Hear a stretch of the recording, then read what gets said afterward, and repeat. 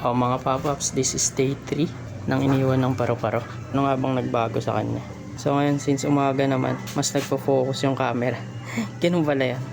Katulad ng day 2, parang ganun pa rin naman. Itim pa rin siya sa gitna, parang pa rin siyang mata. Ngayon, makikita niyo na siguro yung isa pang iniwan na hindi natin nakikita sa day 2. So ayan siya.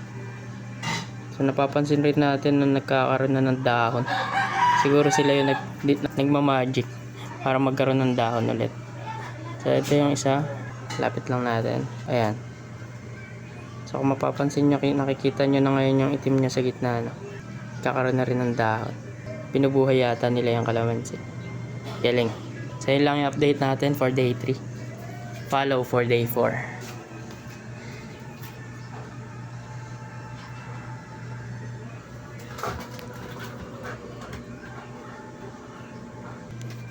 Tamang gulo nung nagbablog ko.